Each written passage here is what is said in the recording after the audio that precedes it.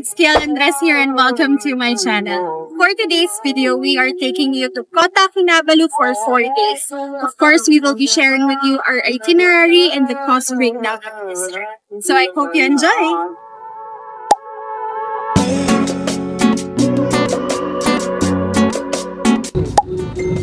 Local time now is 7 minutes past the hour of 11 in the evening.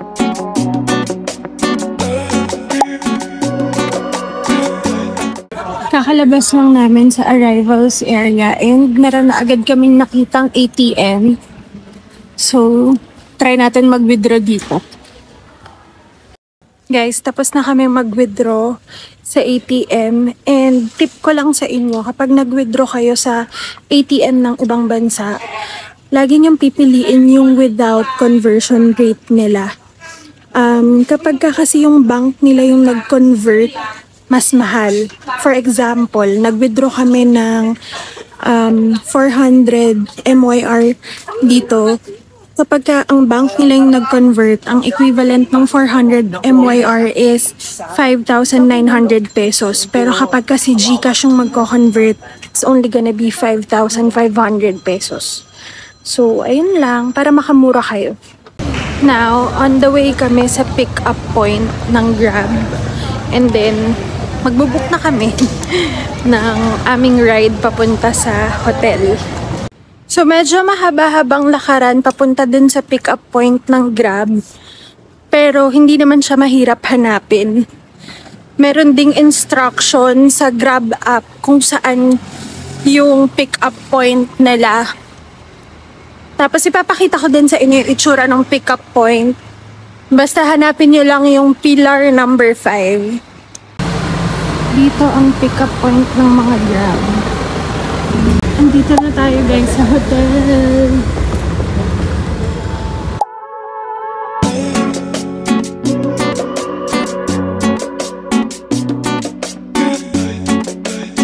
Medyo bongga tong hotel natin.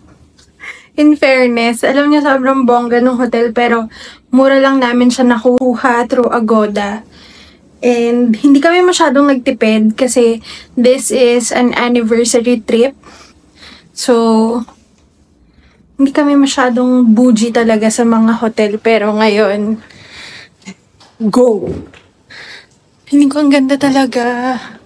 Tsaka pagpasok pa lang dito nung compound nila, puro mga bonggang hotels. Oh my gosh. Room tour! Room tour tayo. Uy! Laki ng salamin. Hi. Then may closet. Tignan natin. Uy! Ang cute ng robe nila. Okay. And then, wow. Okay, ito yung restroom. Merong shower area. Of course, the toilet. And then, the bathtub. And ito yung mga toiletries. May blower. Oh my gosh! Ang ganda dito, guys. Unfair, unfair. Wala pang 5,000 pesos to per night. So, kung kukuha kayo ng gantong room sa Manila, mga nasa 10 to 15,000 siguro to per night. And these are our beds. Tapos parang meron ka pa dyang desk and chair. Oh, tambayan.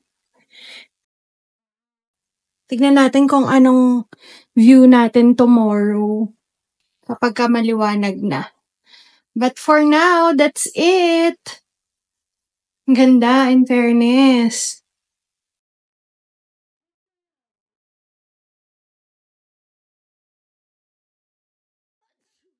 Good morning, guys! On the way na tayo sa breakfast buffet.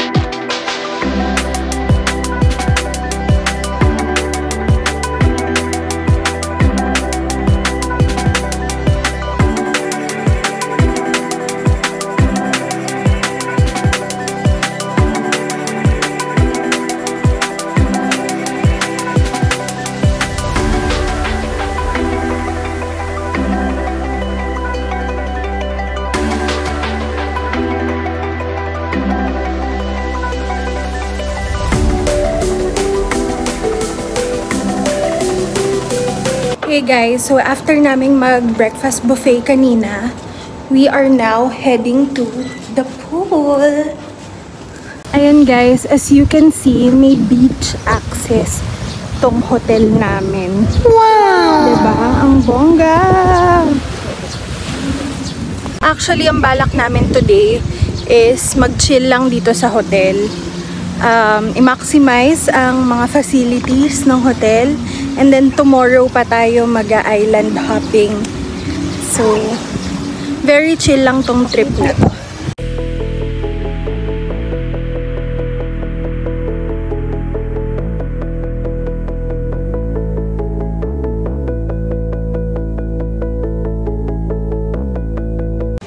Hello guys! So, papunta na kami ngayon sa Imago Mall para mag-lunch kasi it's already 2 PM. Di pa kami kumakain ng lunch. Doon na kami mag-lunch and mamamasyal na rin kami doon. We have arrived at the Imago Mall. Dito tayo magla-lunch and manonood din tayo dito ng cultural show. For lunch, kumain kami sa Upper Star. We wanted to try it because we heard it's a popular local spot that offers big servings at affordable prices. And nag-offer din sila ng Malaysian food. Syempre, gusto rin namin makatikim ng authentic local flavors habang nandito kami.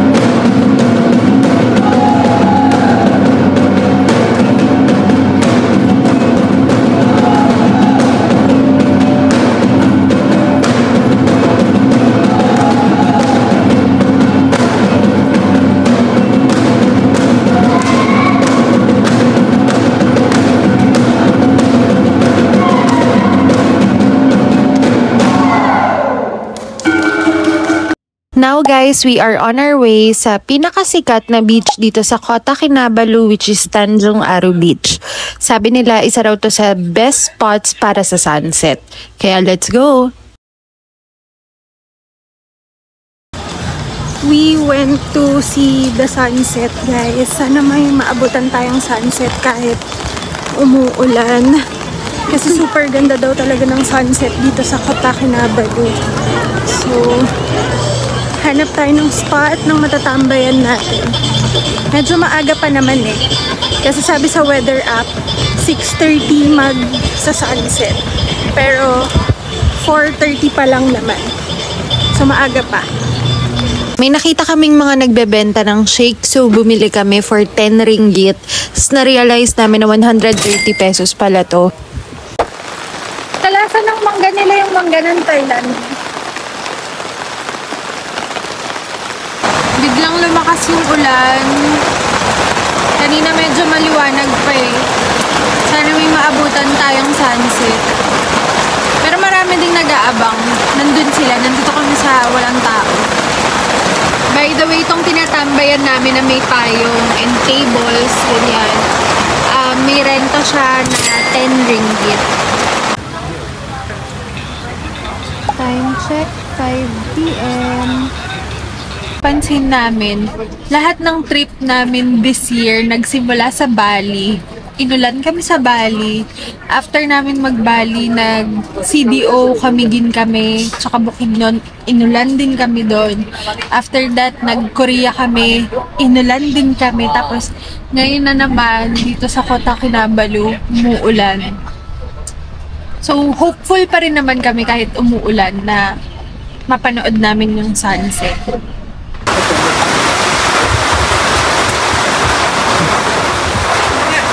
Bumalik na kami sa hotel namin kasi na-realize namin na mas maganda yung sunset dito sa hotel namin. So tara, puntahan natin. Nahabol na namin siya.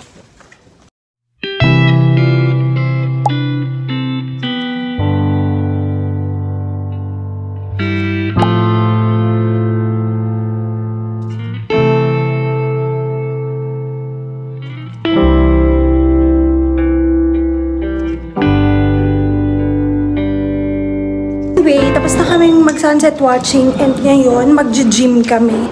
Siyempre, kailangan natin i-maximize yung facilities ng hotel. Sarap.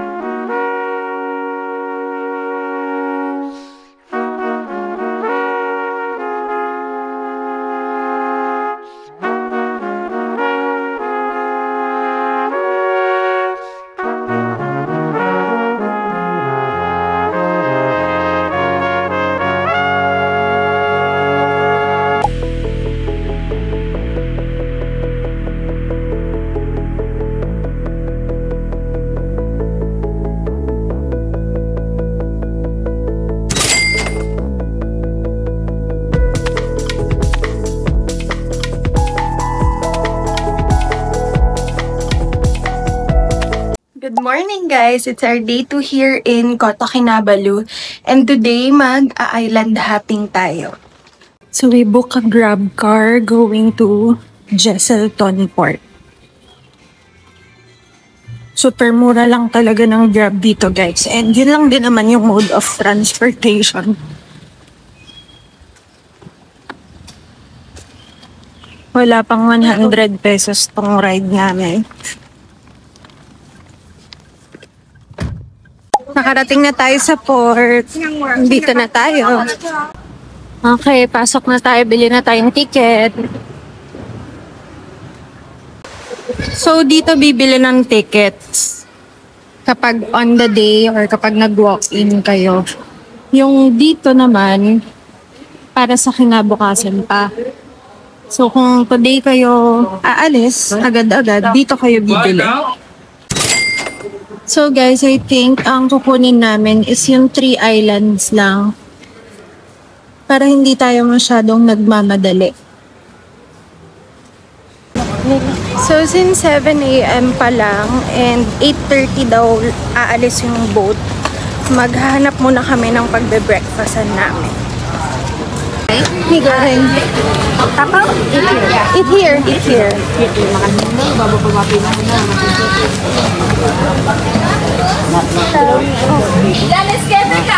Oh, ikaw ang magsasalo. Oh, thank you. Ay, tayo pala, sarili pala to.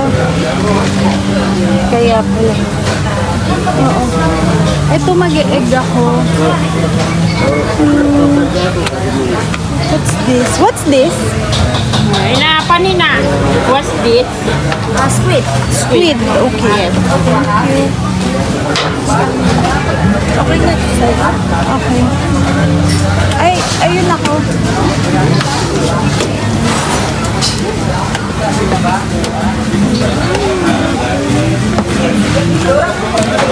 Ang ganyan kasi. Okay. Palagayan ko ng egg. Yun, nasa dulo. Doon kalawa. Yan.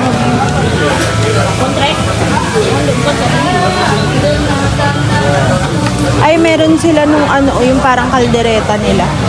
Ayan, may chicken din. How much? Kada nga. Together. Yeah, ada sila mana sila. 14. Ah. Yung tubig? Drinks? Yes. May Milo ice, ice lemon tea. Oh. Milo ice. Milo ice 1. 18. Isa lang yung Milo ice? Isa lang. Okay.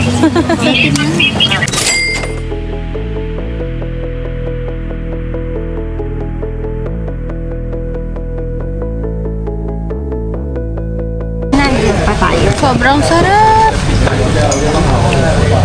Akala ko ba ayaw mo? Hindi, kasi paka-order ako ng sarili kong ganito.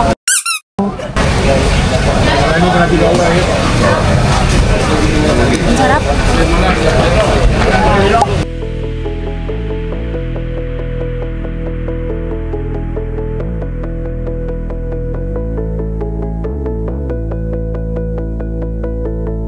Kami lang pala ang bababa ng Mamutik Island.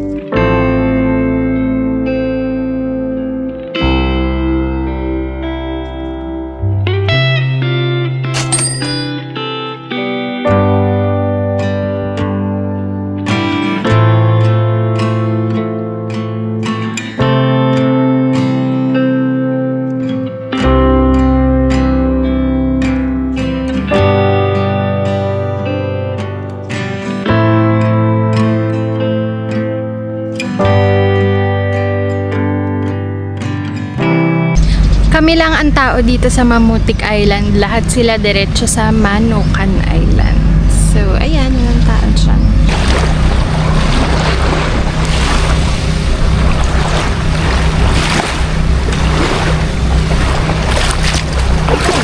Para kami naka-private island.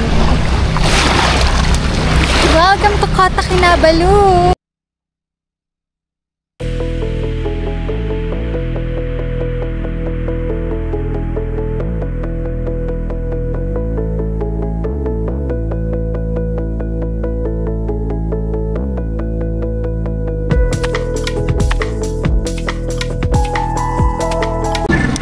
On the way na kami sa Manukan Island!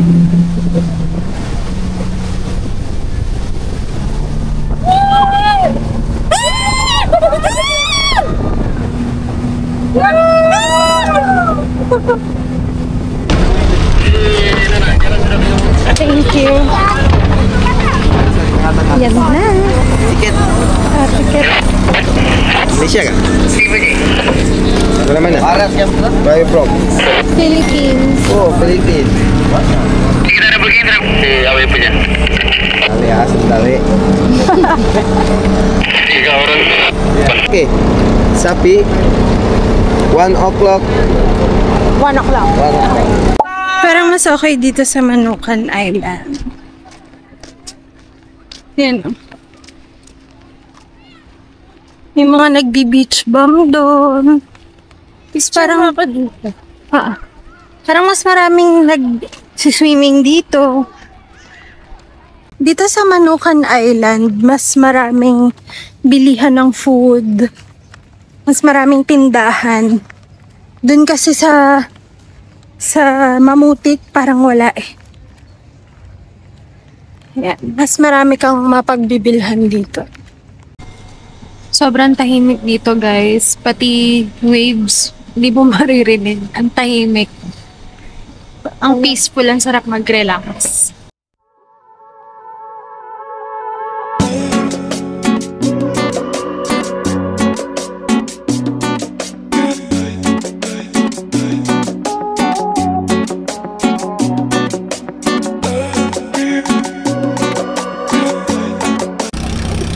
Now guys, papunta na kami sa Sapi Island, which is ang ating last island for today. So let's go na.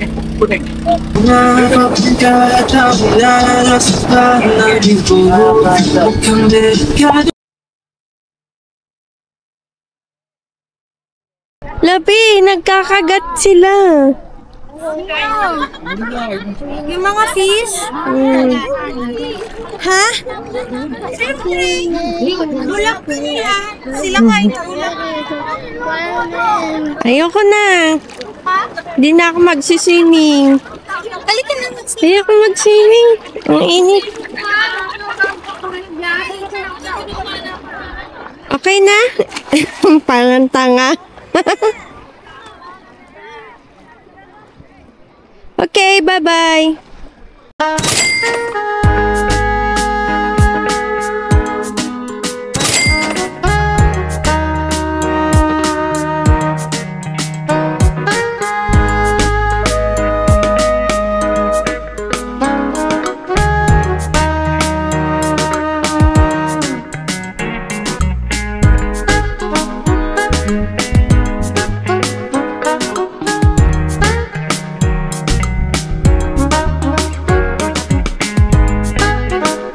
Okay, we're back sa mainland. And nag-start na rin umambon. Buti na lang. Nag-start na rin umambon. Buti na lang nakabalik na kami dito sa mainland. At least hindi kami inulan habang nag-island hopping. As you guys can see, nakabalik na kami sa hotel namin. And ngayon, magsiswimming naman kami sa pool. Kasi sa My Loves, hindi naligo sa dagat kanina. Masyado kasing mainit. So, dito na lang siya magsiswimming. And sasamahan ko siya. So, baka hindi na rin kami lumabas for later, umayang gabi. Kasi gumawa na rin ako ng reservation sa bar.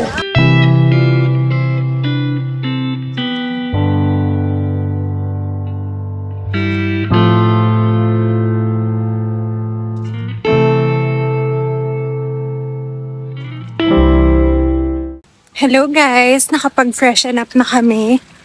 And on the way kami dun sa resto bar dito sa hotel para mag-abang ulit ng sunset. So, nag-secure na ako kanina ng magandang spot.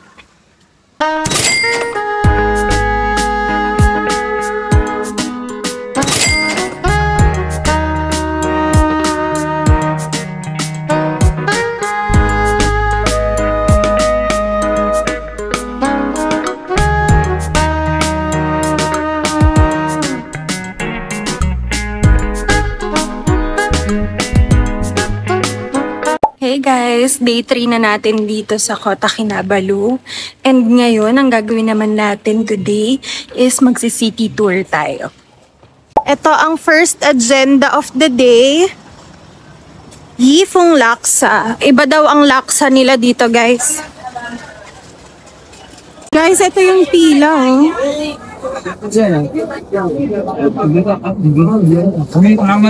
Pila to para sa Yifeng Laksa. Grabe.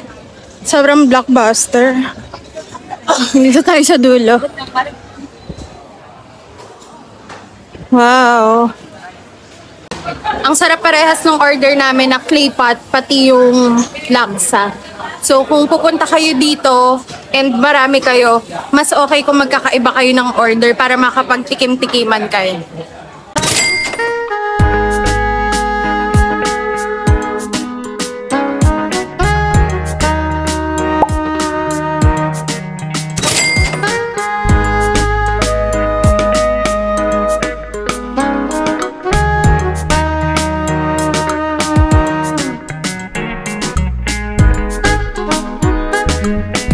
Naman i-explore natin ang Gaya Street.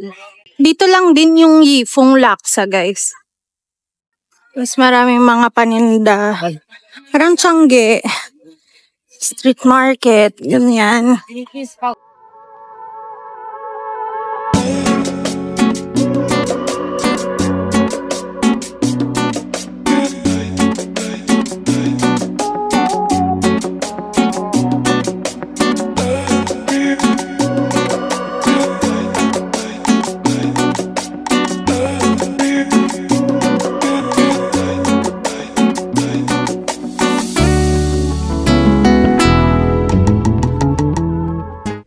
And for a quick coffee break, we are here at Nook Cafe.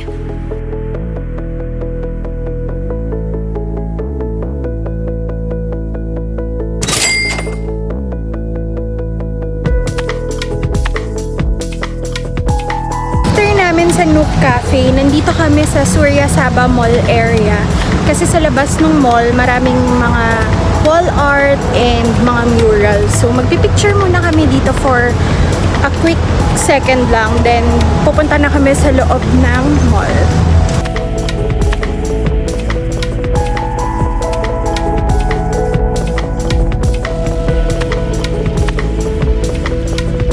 Dito kami magla-lunch guys sa Sushi King located sa Surya Sabha. After nito, pupunta na tayo sa next destination natin. Wow! Sit na tayo. Ito yung mga presyo niya guys. Kapag blue na pinggan, ringgit. Pag pink 4, red 5, and so on. Ayan. Ano mga presyo?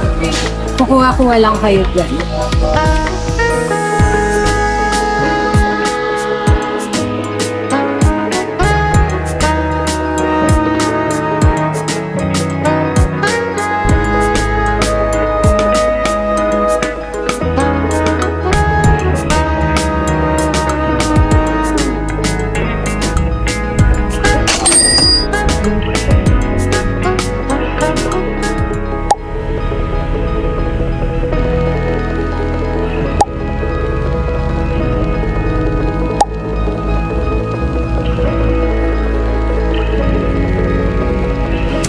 Tapos mamimili na kayo ng hijab nyo.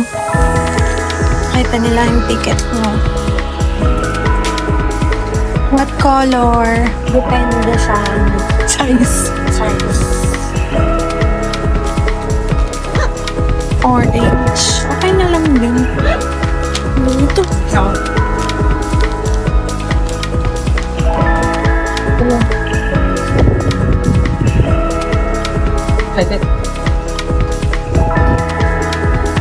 Yan. Tama.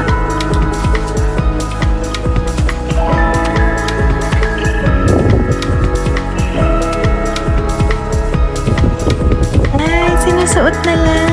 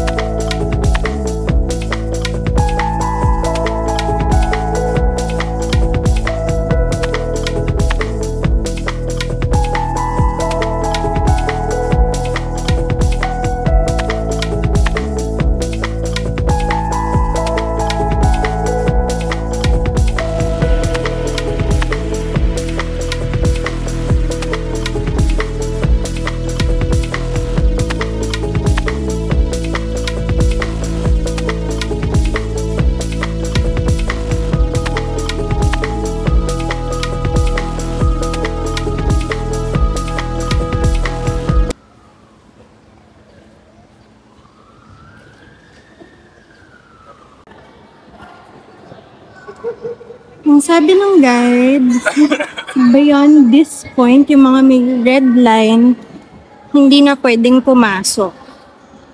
Dito lang tayo sa parang common area nila.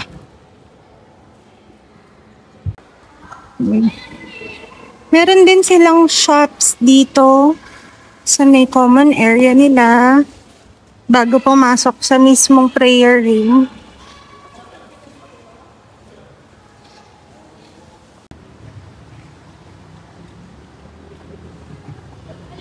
Ayan guys, after nating nag-mosque kanina, ito yung next destination na pinuntahan natin, Tun Mustafa Tower. And nung paland pa lang kami dito sa Kota Kinabalu, nakita na namin siya sa ere pa lang. So, ayan, nabisita na natin siya. And wala rin naman siyang entrance fee. So, libre lang to. Ngayon naman, nag-aabang na kami ng Grab namin pabalik sa hotel kasi magsa-sunset na ulit and alam niyo naman, ang ganda ng sunset sa hotel natin. Tapos, magsi-swimming na rin kami, syempre, kasi super init para makapag-cool down na din kami. And ang maganda dito sa Kota Kinabalu, guys, mura yung kanilang Grab. So, kahit mainit, at least nakakapag-grab tayo aircon, diba? So, ayun.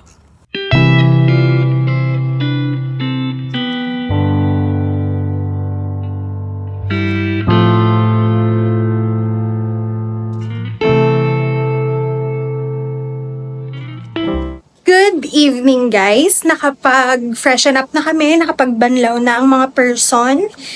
And dinner time na. Na-ready nyo na ba ang mga sitirisin nyo? Kasi kakain tayo sa Welcome Seafood. Tara dito. Restaurant. Laki niya guys. Parang buong kanto siya.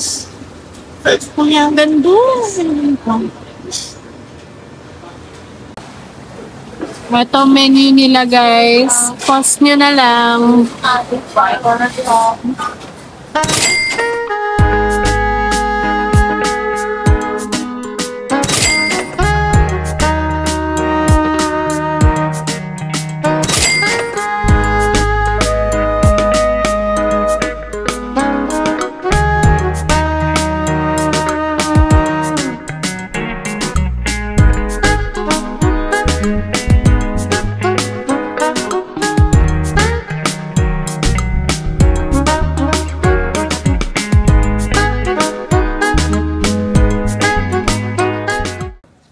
Guys, pag nagpunta kayo dito sa Kota Kinabalu, it's a must na pupunta kayo dito sa Welcome Seafood.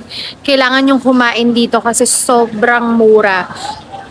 Tatlong putahe yung in-order namin. Tigti 300 grams yung binili namin. Hipon, squid, tsaka clams. Tapos kumuha rin kami ng 2 rice and 2 soft drinks. Ang total lang namin is 991 pesos. Hindi mo mabibili yan ng ganyan sa Pilipinas, guys. Kaya puntahan nyo. Must visit talaga tong Welcome Seafood. Hey guys, tapos na kami mag-workout and nagutom na kami, so lalabas muna kami para kumain ng breakfast. Nag-aabang lang kami ng Grab. Sa McDonald's na lang kami magbe-breakfast kasi medyo mahal dito sa hotel. So, dun tayo mag-breakfast. And after natin mag-breakfast, babalik kami dito sa hotel para mag-swimming. And then mag-check out tayo at 1 PM kasi napagbigyan tayo na mag-late check out. Tapos, mag-shopping tayo sa duty free, mamamasyal tayo. Yun ang agenda natin for today kasi late pa yung flight natin pabalik ng Manila.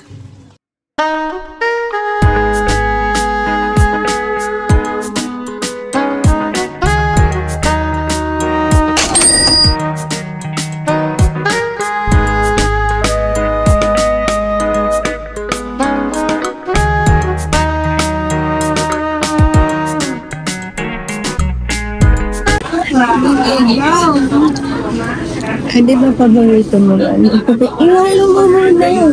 Parang ayaw ko yun. Hindi, walang lasa.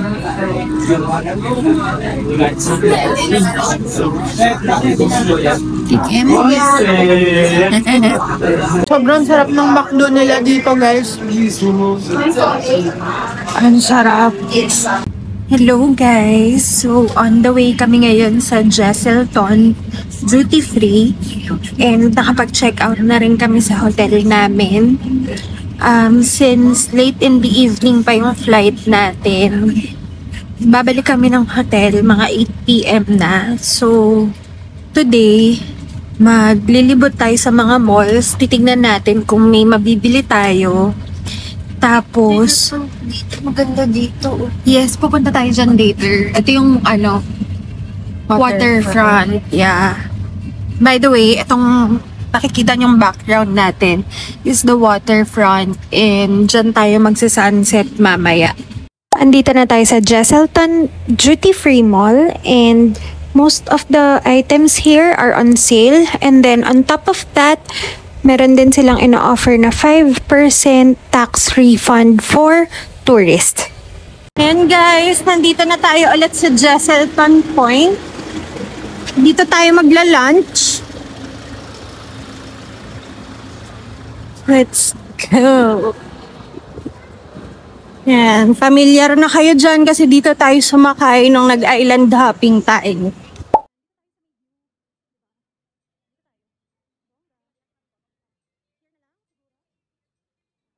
Kinuha na namin tong combo nila kasi parang kapag ka nag-solo-solo order kami or a la carte, parang mas mapapamahal pa kami kasi kada order is 45 ringgit na.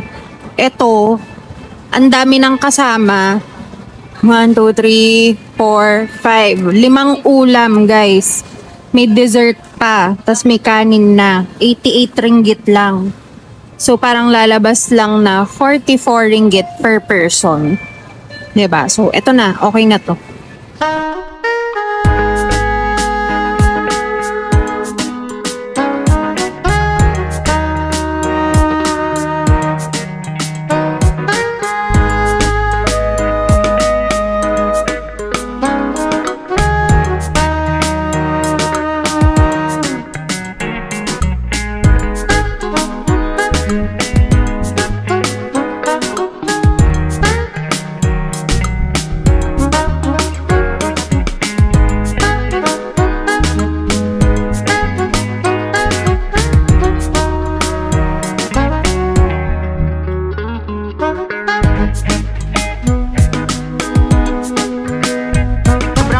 na sulit dito para sa 88 ringgit.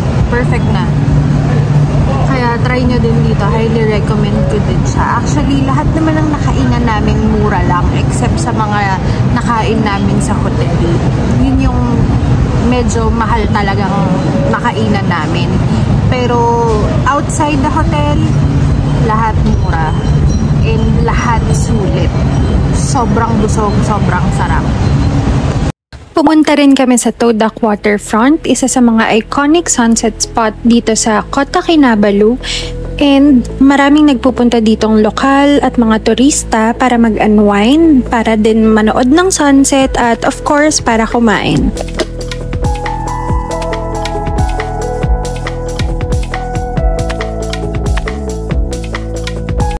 And then meron ding seafood market dito, guys. Dito lang din yan sa waterfront. Ayan yung waterfront, ah.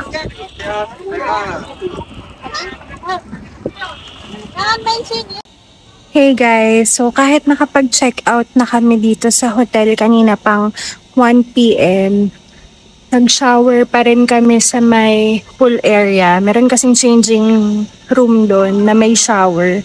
So nag-shower muna kami bago kami pumunta sa airport para makapag-freshen up din kami kasi 'di ba mainit nga kanina. So ngayon, nag-iintay na lang kami ng Grab on the way to the airport. So ayun na nga, delayed tayo. Hey guys, so time check tayo. It's already 11:48 PM. Ang departure time natin should be 11:50 PM. Pero ang pinaka-original time talaga ng departure is 11:20 PM. And then we received an email na yun nga, may delay tayo ng 30 minutes, which is okay lang naman kasi 30 minutes lang naman yun. And then, nandito na kami sa assigned gate namin. Nung nalaman namin na nagkaroon ng gate change, which is normal, kaya dapat lagi niyong babantayan yung screen kung saan nila nilalagay yung mga boarding gate announcements. And then, pagdating namin dun sa bagong boarding gate, na-delay na naman.